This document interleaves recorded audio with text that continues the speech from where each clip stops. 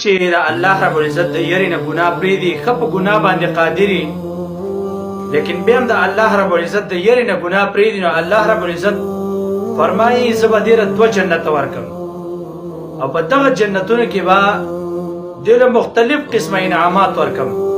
یو انعام الله رب العزت فرمایي فیهما عینان تجریان، په دې کې به یو انعام د دوی دپاره دی چې الله رب العزت په دې کې ښایسته ښایسته چینې جاري کړي.